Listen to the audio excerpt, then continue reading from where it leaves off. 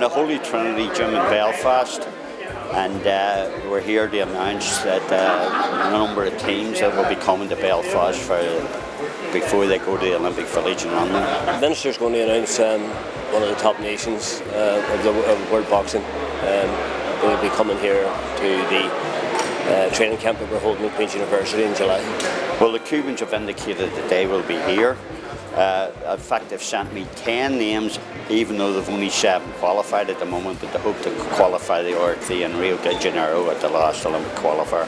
I'm absolutely delighted to announce today that confirmation has been received from the Cuban Olympic Committee that the boxing team will be training here in the north of Ireland. So well done to everybody involved, Sport NI, the officials and DECAL. It's absolutely brilliant. I don't need to remind everybody that the Cuban boxers are ranked #1 in the world with an outstanding 40 gold medals won since 1972. Now that is not wee buns in Belfast vernacular. That is a big, big thing, and this is a big day for our community, big day for boxing, and a big day for our athletes. And I'm absolutely delighted to announce the worst kept secret in the world, I think I can say today. So, Corlin Millen Mayagov, good luck, all the best. Apparently the Cubans are coming over. That's a big thing in boxing, like, especially coming to a small country like Ireland, Northern Ireland. That's an excitement, like, for everyone to see Cubans, the world leaders of boxing, like amateur boxing.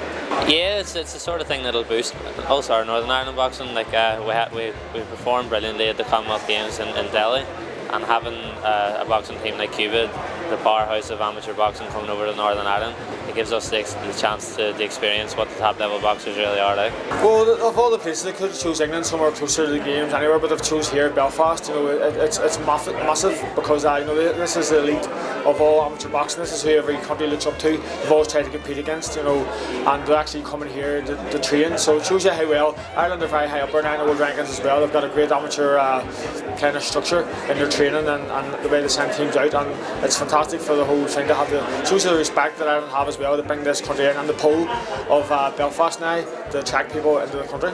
If anybody looks through the boxing history of the Olympics, I mean, the big nation at the Olympics is Cuba.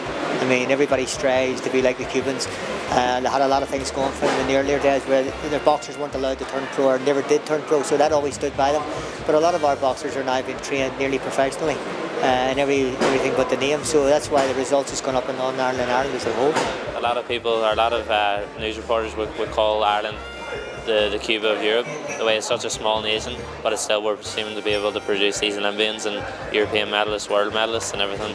So it's definitely the standards improving, and in Delhi again, if we prove how good we are in the Commonwealth, never mind the world. The legacy of the whole thing is that the young up-and-coming boxers from around the province will all get the opportunity to see the Cubans training, the Australians training, all the top teams before they go to 2012. Identify some of the boxers, and then it'll give them more of an interest by watching the Olympic Games, that they know the guys, they've met the guys, and they can maybe support them throughout the competition. And it'll be a lasting memory for them, and that's the legacy of the whole programme.